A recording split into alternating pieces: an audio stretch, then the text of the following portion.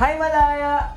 Welcome to Kalayaan Avenue Podcast. An avenue where you can express your ideas and emotions. For today, our 5th episode, we have a special guest.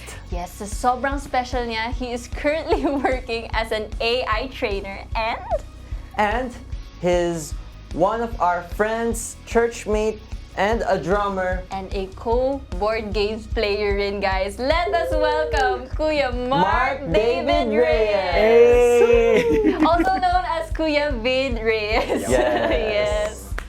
Hello guys, I'm Vid. Thank you for having me, Ain and Andre. Thank you rin po. And yes, thank you so much for having me here. And yun, simple na tao lang. And I want to be the next Spider-Man. Way to go, way to start it, no? Spider-Man. Yes. We would like to appreciate you as well, Kuya Vid, Yes, thank you for the time. for accepting our invite and For coming it, here yes. with us. Thank you so much. So, So, kamusta ka naman po? What are So your good. highs and lows, Yes. mountains and valleys? Wow. Yung highs ko, as we all know, na ikakasal na ako this December! Kakasal na si Kuya Vid. Malapit na, 6 months from now or 5 months Yeah. from now. So very grateful kay Lord kasi on what He has done already sa aming couple, kami ni Arnie. And it's such amazing journey to have this 7 years of being together. nice. And at some point na mag-start pa lang yung journey namin as a married couple. So very amazing, very amazing. Thank you, Lord. Thank you, Lord. And of course, the lows as well is, one is, syempre, nagsasuffer din kami for our provision. So, right now, but yung amazing thing doon is, andun si Lord sa amin. Yeah. Andun sa amin si Lord. And with all this, yung hardships or yung situations na kinakaharap namin, is just reminding us na andito siya. Nasa amin siya na True. throughout this journey, we are His child. And yun, sa amin lang isa. Thank you, Kuya Vid, Thank you, for Kuya Vid. the amazing sharing that you did. So, officially to start our 5th episode. Okay. 1, 2, 3. Malaya na hey hey! Malaya na hey hey!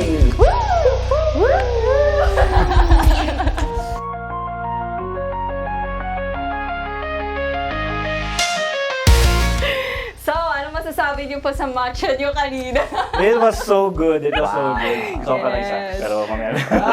How do you rate it out of 10? 10 over 10. Of Wow. course. grabe. That's Thank you nice. to Capital Brew for the Thank you so much. amazing matcha, coffee, and even lychee drinks that they offer. Of course. Ito, si Kuya Vid na mismo yung Siya na yung witness. nagte-testify, guys. Nagte-testify na ang sarap ng All good, all kanilang, good. ng kanilang drinks. Thank you so much to Capital Brew and especially as well to Q Studios for Yes, hosting thank you us so here much. in their beautiful, amazing events place. Hindi lang ito hosting yung studio Kalayaan niya. Avenue Podcast. Yeah, hindi lang ito. This is just Ang dami pa. one of their studios. Ang dami pa nilang ibang studios. So yan. Thank you so Thank you much, so Q much. Studios, for this wonderful opportunity to be here. So yan. To officially start our podcast, what does God's perfect will mean to you? And how is it different from our own plans and desires? Next naman. Next naman. That's a deep question actually. True. Pero, Excited ako dito. ayun. So what I can share about is yung God's will kasi for me. It's anything. It could be anything, ha? So it could be a situation in life, it may be hardship, or it could also be your relationship in kung boyfriend girlfriend kayo, it could be also that. It could be also a relationship with your family as well, or new friends. So anything na will point back to God and to give Him the glory and honor. So yun talaga yung perfect will for me. And what differentiate from God's plan to our plans? Kasi from my analogy, kapag yung plano lang natin na without God intervening it, yung plano natin is very selfish eh. So parang in a man's pleasure, in the man's desire, na wala si Lord sa atin, wala. Talagang andun yung ego, andun yung me. Diba? Parang it's all about me. It's all about me. Pero once na nandito tayo sa yung lens ni Lord, na yung plano niya for us talaga, kapag pinagsama natin yung plano natin and yung plano niya na sinorender natin yung life natin to Him, it's a different path na wherein yung plano niya for us is the best. And there's a misconception na nagte-takes place minsan sa mga Christians and other people as well, na kapag sinabing God's perfect will, when akala natin perfect lahat, di ba? Yeah. Kasi yun yung parang misconception na parang Lord, if this is your will, it will run smooth. Di ba? Parang walang suffering, wala akong madadaanan na ganito or something na stone or di ba, bridges na nag-collapse ganito. So, pero yun yung nire-remind sa atin dito na even if there's suffering, there's hardships in life, kasama yun sa plano ni Lord eh. Kasama yun sa perfect will niya eh. So we need to understand that, and we need to be reminded of na yung perfect will niya for us is to give Him the glory. So even if we're in the hardships, like entering a tunnel na hindi mo pa nakikita yung light outside, di ba? Parang isip mo parang, how can I trust you, Lord? How can I know that this is your will, di ba? So ang dami na nangyari sa buhay natin na ganun. Tapos sa parang encouragement ko lang rin doon na si Lord, alam na talaga niya yung future natin. What's ahead of us.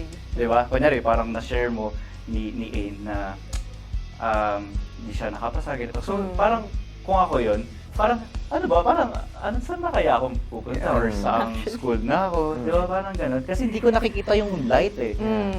After, yung ahead of, yung light na yun. So, andun tayo sa process na yun. And yung perfect will niya is the end. To give Him the glory and honor. So, yun nga, sabi ko ulit na yung months, there are many plans. There are many plans of man's heart, but the Lord's purpose will prevail. So kahit anong plano natin, kapag wala si Lord, it will destroy us. So yun. That's true. Thank you, Kuya Vid. Thank you, Kuya Vid. Really? Oh my gosh. Ikaw, Kuya. Dapat. Ayun. For me naman, God's perfect will.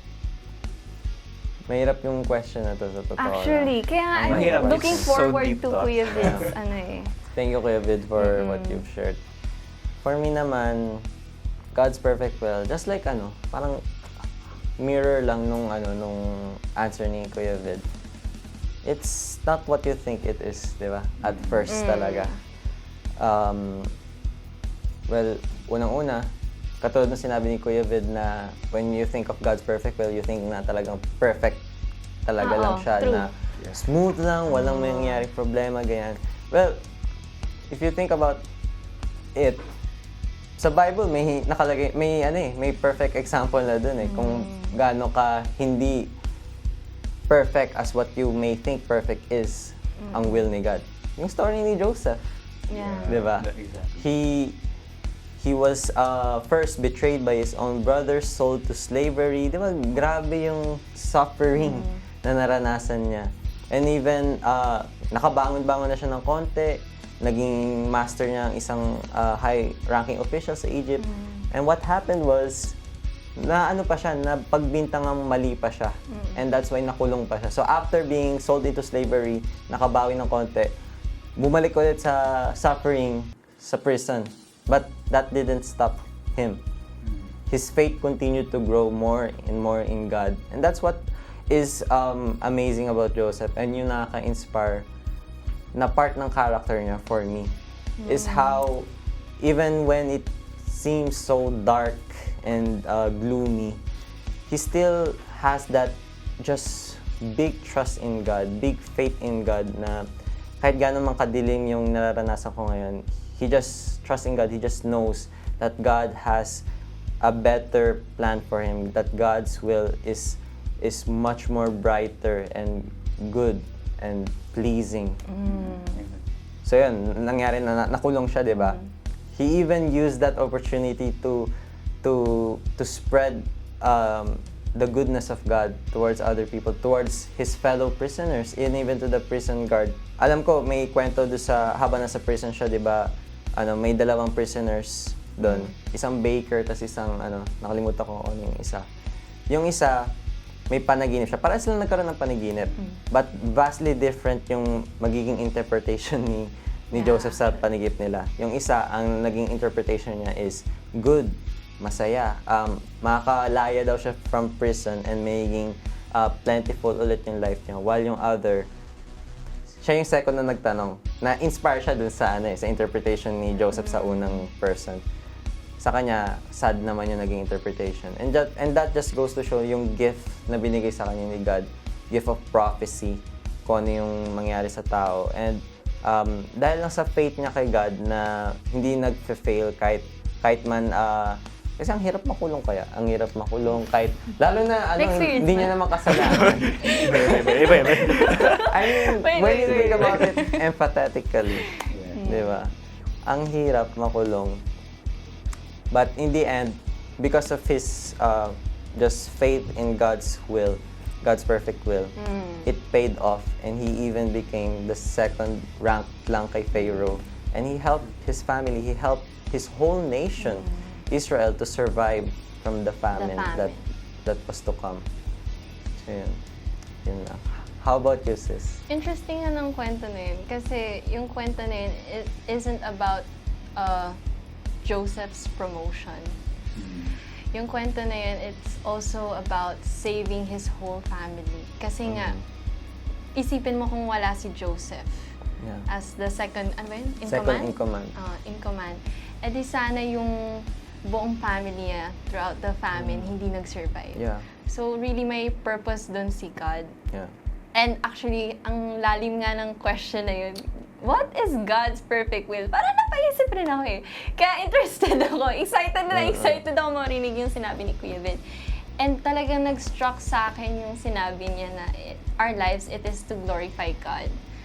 Our stories may be different. Yung pinagdaraanan mo, different ngayon sa pinagdaraanan ko, pinagdaraan ni Kevin. And it makes me appreciate about yung how God writes stories uniquely. Na each one of us, we have our own talents. He gave us our own abilities.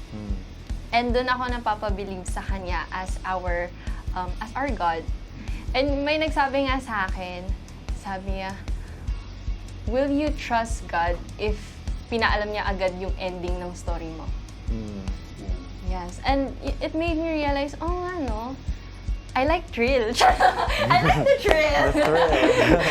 Kung pinaalam niyo sa akin na, yun nga, kwento ko nung last week episode.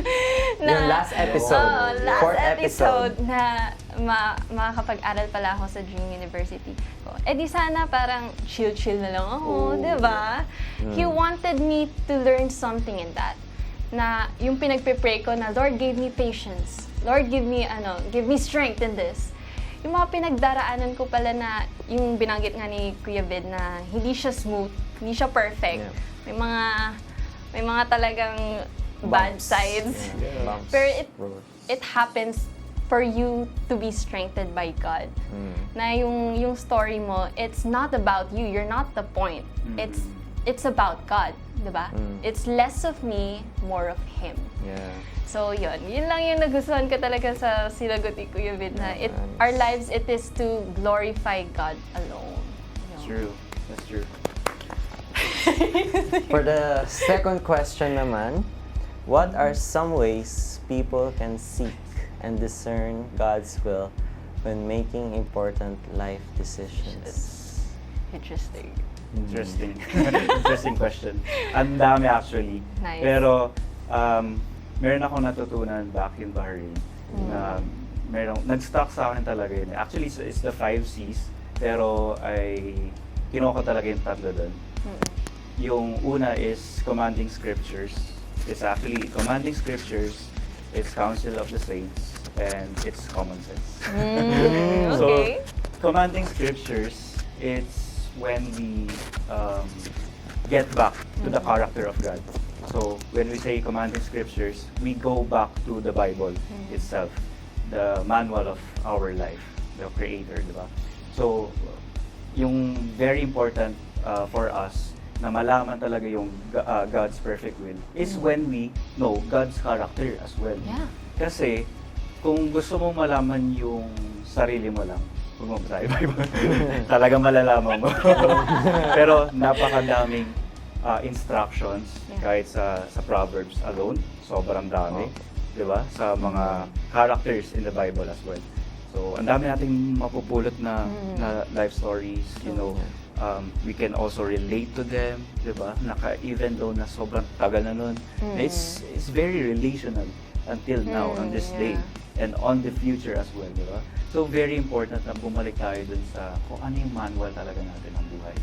So, isa pa yun, kasi when we go back to the character of God and when we read His words, doon magre-reflect, and we will have the Holy Spirit as well. So that's very important as well, na malaman natin kung paano yung ways ni Lord for us to prune, you know, to us prune and yung magiging perfect will na for us. And then secondly, it's the counsel of the saints. So the counsel of the saints is when you get a mentor, just like Eman said last week. Yeah. So, yun yung isa sa important thing, na we are not bound to be alone. Yeah. We are not here to walk alone. Yeah. No man is an island. Yes, exactly, di ba? Never walk alone. I'll never walk alone. Oh, yun. Tapos na. Okay. Game. So, very important for us to be reminded of na kailangan natin ng someone that who can lead us through life, who can walk us through life as well, di ba? Kasi if we will go on our path, minsan kasi nagkaroon ako ng ganong experiences, guys, na in my point in life, no, first time ko kasi dito sa Pilipinas way back 2016. Then hindi pa ako naka-connect noon. Although 8 months lang naman ako. 8 months ako sa Philippines na ako lang mag-isa, kasama ko yung lola ko. Then it was my first time. Pero church kid na ako, so nag-church na ako. So within that, parang there's yung testimony ko about that is merong part dun talaga na I relied on my own. On my own strength, on my own knowledge, ganon. Na feeling ko, me and God alone, okay na. Okay na. I don't need to go to church or something like that. I don't need a small group or something like that. Pero, yun yung maganda kay Lord kasi is very relational. So parang, nire-remind ka niya sa mga ways na sobrang randomly. It can be through these people na narinig mo on the podcast or something na random people, tapos may nagsabi sa'yo na ganito, na you should go to church or something ganito. So parang yun yung parang gusto ko kay Lord talaga na very relational siya. So, going back, kailangan natin talaga ng mentor. We need to be accountable of, na walk in life and all of that. So, at least, kasi God is using other people as well na to encourage us, you know, to comfort us. Diba? Yun. Kaya maganda yun. And thirdly, of course, is the common sense. Nakakatawa kasi bakit last dito common sense? Well, common sense, kasi maraming parts of our life na it's really andyan na eh. Parang may ganong hindi ko alam, generally siguro, na andyan na sa'yo, tapos, pero ayaw mo eh. Ayaw mo eh. Meron kang ibang gustong path, meron kang gustong ibang decision, pero ganito, na alam mo na kapag nandun ka sa decision na yun, alam mo na kung saan ka pupunta. Di ba? Parang gano'n, na hindi mo pinipili yun. Kasi, wala yung discipline ko, parang gano'n eh. Parang ayaw mo, di mo kaya surrender to eh. Parang gano'n eh. Gusto ko to eh, nag-enjoy ako dito eh. Di ba? Mga gano'n. So, andun yung common sense na alam mo naman na mali na, bakit doon ka pa pupunta?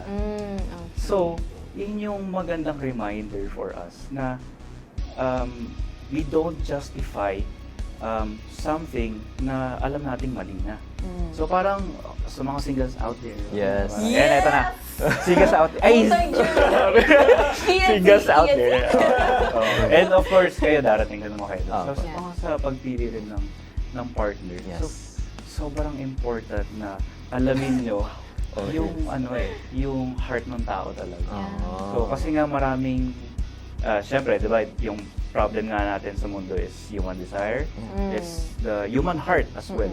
So kapag nagmula yung heart, kung ano yung nasa heart mo, yun yung treasure mo 'di ba? Yeah. So kapag nawala sa atin na hindi natin sinik si Lord dun sa plano natin na okay, Lord, I'm ready. I'm gonna be moving forward and parang gusto ko tong kilalanin to as yung itong person. Pero alam mo na doon yung person na yun is not will lead, parang hindi siya, it will not lead you to God.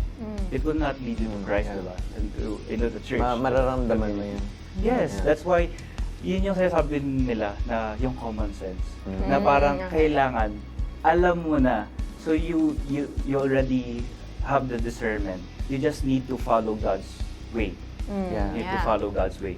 Kasi minsan yung God's way, it requires a lot of discipline, a lot of patience na kailangan natin maghintay, kailangan natin makuha tong discipline na to for be able to go on the perfect will ni Lord. So yun, very important sa common sense. Thank you, Very Kuya good. Vin. Amazing. Amazing, Ganda amazing, ng- amazing.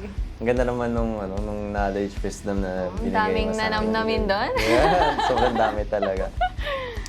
Ako naman, for me, I think if you really don't know what God's will is for your life, you can treat it as if parang trial and error. How? Paano naging trial and error? Well, kwento ko lang kasi after ko mag-graduate mula senior high school, nag-try akong mag-apply to many top universities. Yan, yung Ateneo, tinry ko yan, De La Salle, UST. Ang hindi ko lang tinry UP. UPCAT, hindi ako nag-UPCAT noon. And mali ko yun.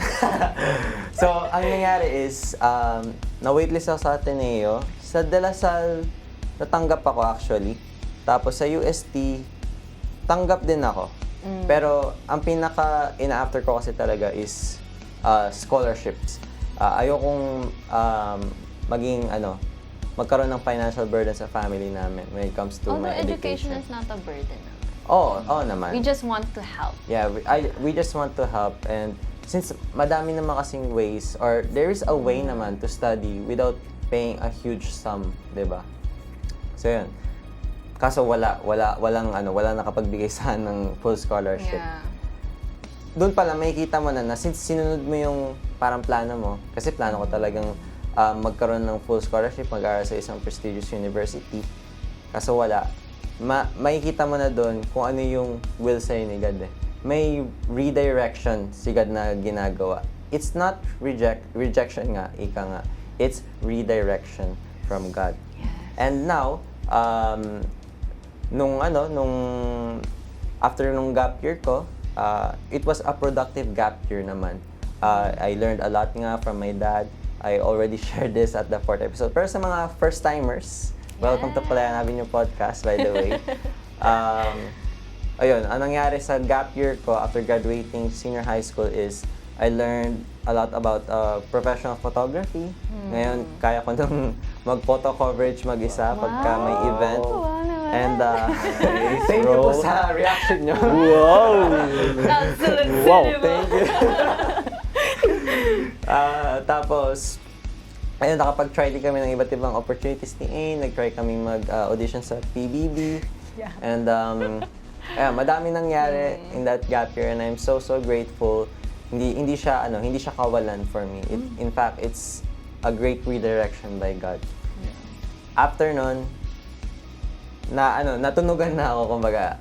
Alam ko na kung ano yung tinatry sa akin, ipaalam ni God. So, this second time around, nag-try naman akong mag-apply sa mga public universities, which is Quezon City University, and PUP, Quezon QC. City. Although hindi na ako nakapag-apply sa UPCAT kasi masyadong maaga yung application nila, like 1 year ahead. So yun, nag-try ako sa dalawa and thank God, actually, both sila na-pass ko. Wow! Both sila na-pass ko. Grabe naman. Thank you, yun, Lord. sir. Grabe naman. Pero mas pinili ko yung Quezon City University because I really like the atmosphere there, Yeah. the quality of the rooms, the campus itself. I just really like kaya talagang good governance Quezon City. Wow, ang ganda. Thank you Lord sa magandang good governance ng Quezon City. And yun, at the end of it all, what I was just really trying to say is, if you don't know what God's will is for you, you can try pursuing what you want to do. Yeah, that's right. True. And when you pursue what you want to do, makukuha mo rin yung sagot mo eh. Pagka tumuloy-tuloy, pinayaan ni God, that means, It's His wow, will. thank God. Yeah. Your will is aligned with God's will. Yeah. Pero, pagka hindi aligned, then magkakaroon ng redirection. Yeah. And at least, magigets mo rin na, iba yung plano sa akin ni God. So you'll try another way. And then, pagka dun tumuloy, yun yung will ni God. Yeah. So it's all about just testing and listening to God. Kung ano ba yung gusto niya para sa buhay mo. Yes. Exactly. Gusto ko yung sinabi mo na I'm only accepted, never rejected, only redirected. So, How about you, sa sis? discernment, how to discern, right? Yeah. How do I discern? Babad sa word.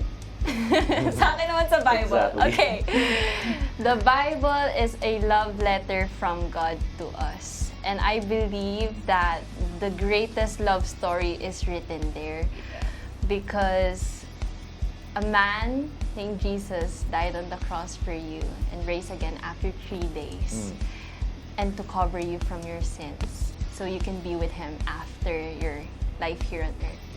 I specifically love the Bible because it tells us where we came from.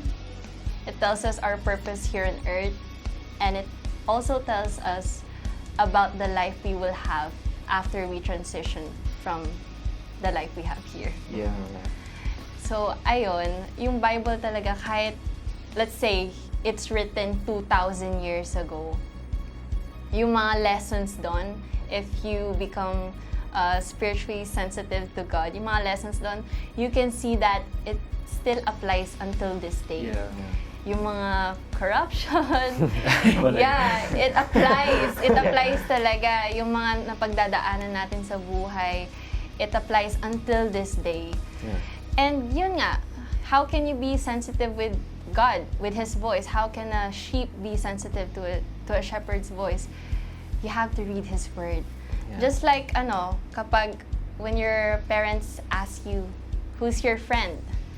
'Di ba dapat kikilalanin mo yung friend mo? Yeah. So you can tell something about that friend. Yeah. Same with the Bible. How can you tell more about God if you haven't read the Bible yet?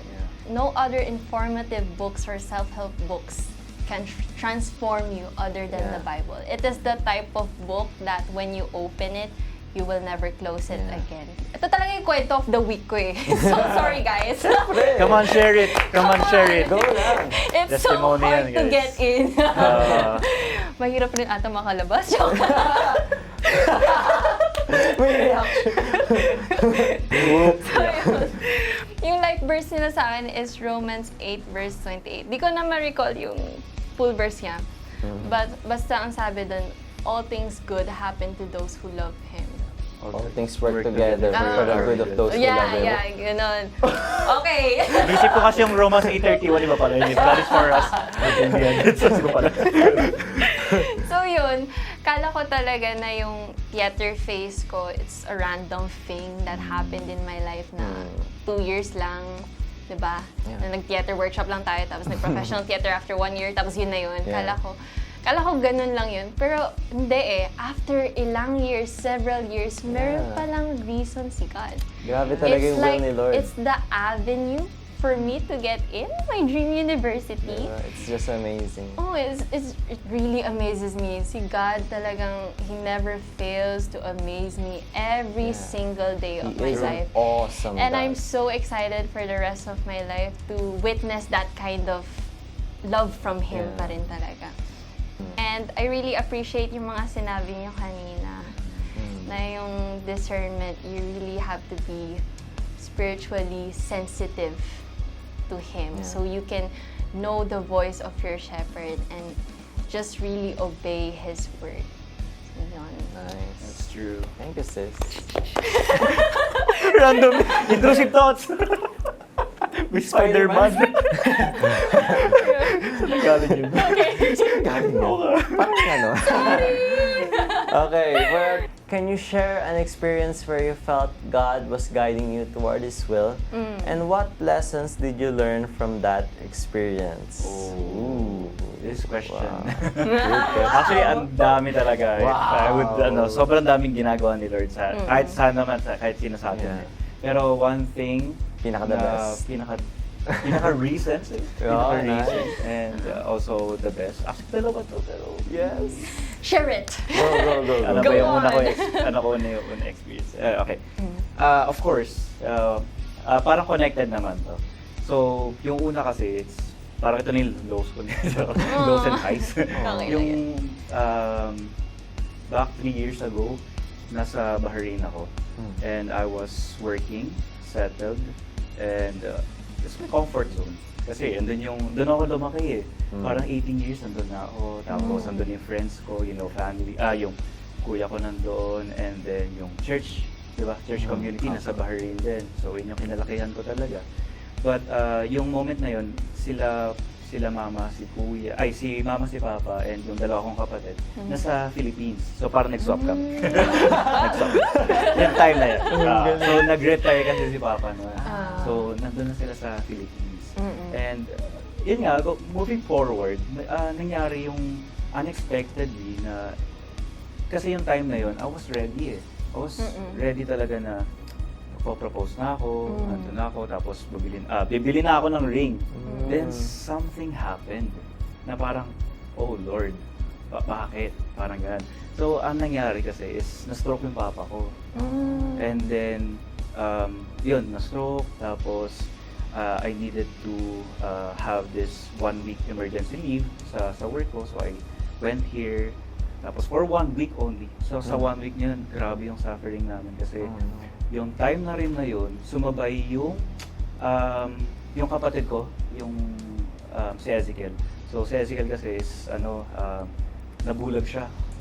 Oo, so nagsabay. Nagsabay talaga na nabulag, tapos kailangan operahan. Tapos si mama nasa hospital na kasi na so tapos si Chloe, she's going to school. Parang she's ongoing yung school niya. So parang, wow, sabi ko, oh Lord, sabi ko, paano ko i-carry to? Parang ganito. Kasi si Kuya, syempre, na siya, kasal na siya, tapos may work rin siya, he's a pastor as well. So parang sa akin napunta lahat ng burden. Sabi ko, Lord, andito ako sa point na gusto ko na ikasal. Ready na ako to commit and everything. I was, parang kinakusap ko na yung mga church friends ko na parang, tumingin na kami ng ring, bro, doon sa Bahrain. Tapos yun nga, I need to leave my work for 1 week muna. Tapos bumalik ako. Tapos ayun, story short na to cut the story short, bumalik ako ng Bahrain. Tapos nagpatuloy ako ng work for parang 2 weeks lang siguro. Tapos si mama, hindi ako obliged na bumalik at tulungan sila whatsoever na parang wala ako narinig sa na parang yun yung parang sobrang na sa akin. Pero si Lord yung nangusap talaga. Kasi kung pipiliin ko, ito yung sasabihin ko eh. Kung pipiliin ko, okay, I'll stay in Bahrain, pero what will cost me? Ano yung magaan sa akin? Kaya ko ba tiisin yung family ko ganito? Ipagpapatuloy ko ba yung wedding doon sa Bahrain? Tapos knowingly na nag-struggle na ganito? Tapos nakakaano pa doon kasi andun ako sa isip, parang nagpaalam ako sa boss ko nun. Sabi ko, sir, parang uwi talagang kailangan ako, ganyan. Tapos sabi niya, yan naintindihan niya. Pero, para ako na-provoke. Kasi, i-increasean na ako ng salary. I-increasean na pa ako ng salary. So, the more na parang, where? Oh my God. Where? Okay. Where do I? Difficult decision talaga. Where? Sabi ko, Lord, talagang iniyak ko yun kay Lord. Tapos, andun rin yung girlfriend ko. Tapos, kasi andun yung tita niya. So, yun yung time na ini-engage ko rin siya sa church and everything. Ganun. Tapos, sabi ko, Lord, paano? Sabi ko, tapos talagang tinatanong ko kay Lord kasi, Lord, ano yung will mo? Ano yung will mo? Kasi ang hirap talaga. Nandito ako sa comfort zone ko, hindi kasama ako. Andito ako sa state na kung saan makakuha mo yung life mo eh. Makakuha mo yung life mo in a moment in time na in 6 months or na kakasal ka na. Andun yung urge ko eh. Andun yung gusto ko ng pakasal, commit. Tapos andun din yung burden na andun yung family ko, nagsasuffer, ganito and all.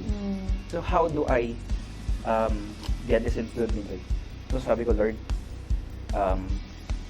inano ko talaga kay Lord, dinuel ko kay Lord, tapos I read the Bible, I read Proverbs talaga lagi ko man eh. Kasi daming instructions sa Proverbs. Wisdom, yeah. Wisdom. Sabi ko, Lord, give me wisdom. Yun talaga. Ano yung pinaparating mo sa akin, Lord? Ano yung kailangan kong gawin? Ano yung will mo? Kasi nasa tunnel ako, Lord. Wala akong makita ulit. Wala talaga. Wala. So, nangusap sa akin si Lord na eto na yan, babalik ako sa second question. Yung commanding scriptures. Wow, okay. That's when you read the Bible, that's when the Holy Spirit helps you, comfort you, encourages you na yung burden na to maging light. Diba? There's a verse in the Bible in the Matthew na come to me, all of your burden, and I will give you rest. Diba? And I'll give you peace. So, I felt that peace. Na with this suffering, with this, hard decision making, na alam kong tinitrain ako ni Lord sa ganitong way na piniprepare niya ako for something that is His will. Diba? So, along with that, pumunta ako dun sa second point, which is yung kinausap ko yung mga pastors, nagpa-mentor ako. Sabi ko, Pastor, paano to? Tapos sabi niya, bro, actually, kailangan ka rin namin dito. Kasi ako lang yung driver nun eh. Ako lang yung driver that time, parang gano'n. Kailangan ka namin, pero mas kailangan ka ng pamilya mo. Ganon. And ang tumatak sa akin talaga is when Pastor Mitch said na wherever you go, God's with you. Yeah. He will never leave you nor forsake you. So bro, sabi niya, kung saan ka man, dito ka, you wouldn't worry about your family kasi hindi ikaw. Yan ang gusto ko maparating eh. Kasi hindi pala ako yung mag-save sa family ko. Hindi ako yung mag-save sa family ko. Si Lord yung gagawa ng paraan. So pag mag-stay ako or bumalik ako ng Pilipinas, si Lord yung magpo-provide ng all the needs and all. Pero andun yung calling sa akin ni Lord to go back. And 3 years ago, bumalik ako sa Pilipinas. Ito na yung pinalik ako kay Kuya Moy and everything. Tapos, on that light, na onti-onting nakikita ko yung, lumalaki yung light. Parang getting this tunnel, bro. Getting out this tunnel. Parang gano'n, so umuwi kami ng fiancé. Fiancé ko. Then, on that time, onti-onting naramdaman ko yung comfort ni Lord. Na I was doing service sa family ko, kay Papa, tapos he passed away, tapos naging successful rin yung operation ng kapatid ko. Alam mo yan, bro, like, So the blessings din. bro, yung Wow, blessings sa amin yan, sobrang tindi. Like, I wouldn't imagine. Pero siyempre, yung sinasabi ko, 6 months, yung 6 months na umuwi ako, grabe yun. Sobrang daming naging challenges sa amin as a family. Pero, parang doon kami nag-grow deeper as a family. So sabi ko, Lord, grabe on this situation, ang dami mong tinamaan. Ang dami mong tinamaan na, wow, para siyang building blocks na Lego pieces na, anak, nakikita mo kasi yung mga Lego pieces, nakascatter lang yan. Buuin natin yan. Pagiging building yan. And, wow, sabi ko, Lord, amazing si Lord. Kasi yun yung ginawa niya sa amin. Na 1 year, 2 years, doon ko nakita yung faithfulness ni Lord na even though you're in a suffering moment, God is with you. And God will never leave you nor forsake you. And we learn obedience with the suffering that we have. It's hard. It's, you know, it's not our comfort zone. Pero He will pull you to that, to you, to be able na makuha ka as a diamond. Parang ganun. Parang ganun. So, thank you, Lord, kasi testimony na rin siya na yun yung one way to na-discern ko and with the Lord. Kasi kung hindi kay Lord, wala talaga. Hindi ko kaya mag-isa, hindi ko kakayanin lahat yun. Siya lang talaga. And guys, it's all about God, it's all about Jesus Christ and the Holy Spirit na who would help us live in this life and soon we'll be able to, you know, be with Jesus Christ. So yun ang ang sarap na nakikita ko yung will ni Lord. From my dad, okay, good. From my, yung kapatid ko, Ezekiel, na successful operation, nagkaroon siya ng school after 2 years of being stopped. Then yung si Chloe, thank you, Aid. Thank you, Lord. Thank you. Lord. Kasi it was an answered prayer for us, ni Kuya. Kasi it was an answered prayer talaga. As it was an answered prayer. Kasi talagang, Don't look at me, guys. Yan. Kasi burden namin yun ni Kuya, na parang we don't want to, kami, nasa church kami, ganito. Tapos we're leading, ganito. Pero mga kapatid namin wala. Parang iba talaga. Sorry. Ako rin kayo. Don't look at me. Hindi kasi, amazing si Lord. Kasi yung nakita ko lang na di namin sa aim. Ito, recently lang to. Recently. Kailan pa kinagla? Last week. Kahapon lang. Di ba? So it was an answered prayer. Isipin mo yung time. Yung time ni Lord. 3 years, man. 3 years. Yun yung sinasabi natin na God's perfect will and time. Na everything is beautiful in His time. In His perfect will. So, sabi ko, wow, Lord. Nandito ako. Eto pa, yun nga, na nakapag-propose na ako. Siyempre, after that, na naging okay na, ini last talaga na nakapag-propose ako. Tapos sabi ko, Lord, thank you kasi tinapos mo muna lahat eh. Pinrun mo ako dito. Yung development ko, ganito and all of that. Kung wala yun, yung faith ko talagang stumbled. Without the help of Holy Spirit and God. Prepare ni God lahat. Prepare ni Lord. Yeah, Lord, I'm excited. I'm Grabe, excited. nakaka-touch naman yun. I'm excited talaga sa December na it's a celebration. It's a Yes. celebration. And of course, excited din ako sa July 20 kasi Spider-Man. Random thoughts. After such an wholesome Oo. sharing yan. Pero grabe, David, thank you so much for, grabe yung share mo. Gusto ko lang mag-add to that na, yes, all glory to God sa lahat ng blessings na binigay niya after all of the sufferings that your family went through. But I just want to highlight na hindi si God genie na basta niya lang ibibigay yung blessings. Just like sa example ni Kuya Vid sa kanyang story, he obeyed God na bumalik sa Pilipinas. And I'm not saying na tawag dito na parang performative dapat na kailangan mong sundin si God para makareceive ng reward. No. But it's about the heart. Tinitignan ni God yung heart natin eh. Na yung heart ba natin, tawag dito, nag-o-obey lang ba tayo if may inaantay tayong reward? Kasi pagka ganun, mali din yun eh. Kailangan, we just obey God because we love Him. We love to do what He wants for us. And may kita mo naman na if you just love God truly and do what He wants you to do His will, He will reward you greatly for that. Exactly, bro. There's a blessing in every obedience. Yes. True. God was guiding me to just apply to public university, and grabe yung blessing ni God. Dalawa pa yung nag-accept sa akin. Yung only 2 lang din na in-applyan ko, parehas pa sila nag-accept. So yun, thank you kay Lord.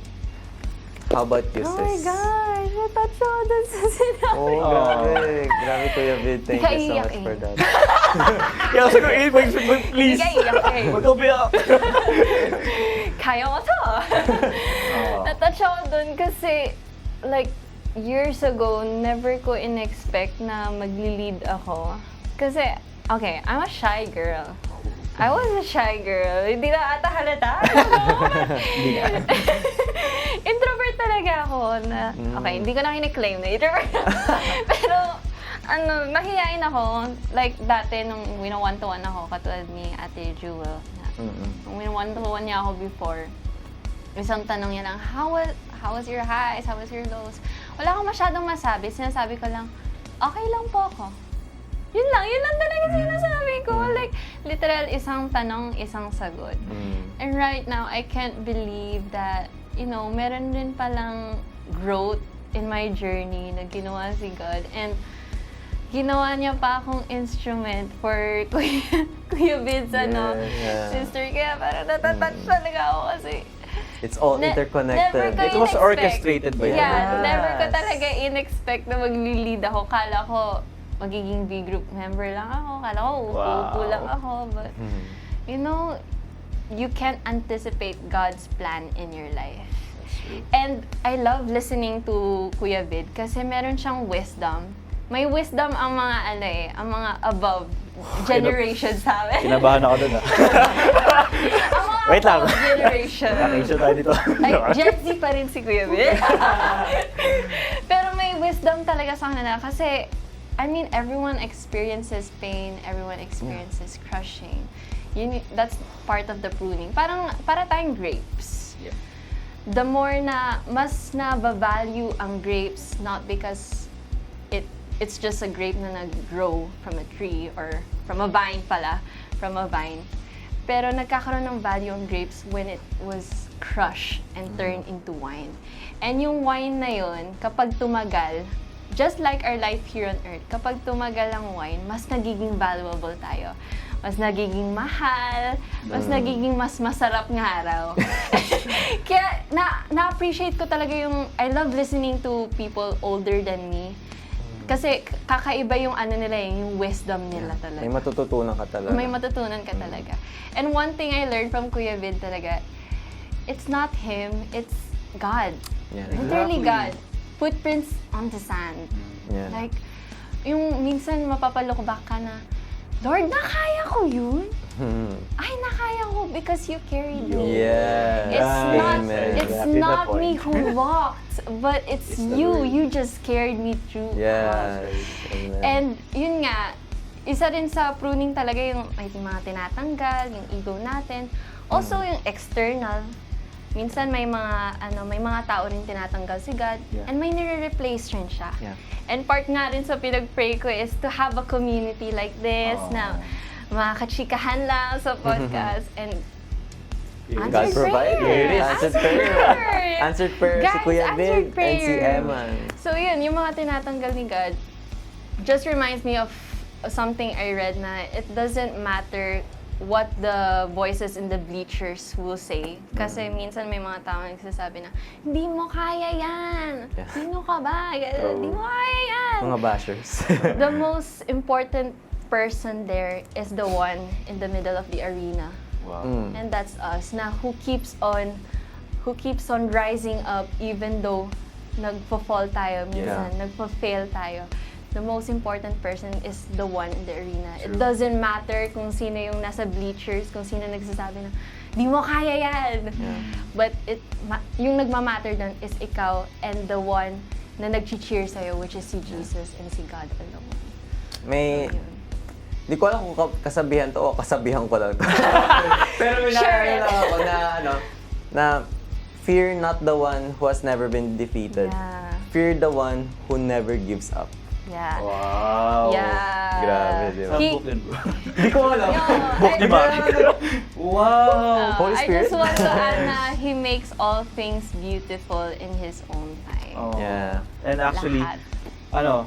ang ganda ng sinabi nyo guys. Kasi doon ko na-remind din ako doon na lahat talaga may purpose no? Yeah. Yung parang, akala mo parang, kunwari, si Eman, hindi ka naman kunwari, or sa'yo, di ba? Parang there's no really an accident with the Lord. Yeah. Hindi mo alam yung No plano niya. coincidences. No coincidence. Yeah. Yeah. Lahat ng mga naka-wired sa atin right now, Mm. yung akala mong friend mo na hindi mo naman kinakausap or something ganito, or random people, Mhm. man, may purpose sila Yeah. May purpose sila sa'yo, Yeah, may true. purpose ka sa kanila. Yes, Well, yes. There's no one. Walang accident kay Lord talaga. Lahat Wala. may purpose. So true. Yan. I'm so... Grabe. Punong-puno ako ng mga, Thank you, Lord. nadamdamin. Kaya grabe, glory to God. grabe Thank yung you kay wisdom God niyo, for this guys. time Glory, talaga. guys. Yeah. God be the glory. So yun, Kuya Vid, before we end our podcast, may gusto ko bang i-shoutout or Yes. i-plug? Of Shout course, Para shout out. makasupportahan ka. Yeah. Yes. Shout out sa fiancé ko, si Arnie. I know you'll watch this. I love you so much. Yun o, naglabas! Sobrang kilig. At saka shout out na rin sa back of the camera si Eman. Parang napilitan. Sige na tayo. Bigay ka na to. Okay. Ayun lang naman. Kasi MarkVid29 Instagram. Yes. At Mark Request lang Vid29. kayo. Hindi ko i-accept. Hindi ko alam. Yun lang. Yun, guys. Thank you, Kuya so Vid, much. Thank you so much. Appreciate you guys for having Thank you so much, Kuya Vid. Ayaw Thank you mo so nang much. tasimdap. We appreciate you here, coming here, and for your effort then. Yes, thank you so For much. your help. Ikaw, So, you yun. want to plug in something Yeah. sa atin? Please follow AMD Sibs. Yes. Sorry. Please follow AMD Sibs at Facebook. That is our Facebook page. And you can also follow us on TikTok. Spotify, yung namin, podcast channel, which is Yeah. Kalayaan Avenue Podcast, as well as sa TikTok. YouTube, Andre Marek. And Angel Yara. Yung YouTubes namin yan. You can subscribe. Pinapost din namin din yung podcast video namin. And ano pa ba? TikTok? TikTok, AMD Sibs din. Kaparehas ano sa Facebook. Yes. So, yun. Let's end this with a bang. High note? Oo. Okay. On your count, sis. 1, 2, 3. Malaya na hey. Malaya na hey. Malaya na hey. Malaya na hey.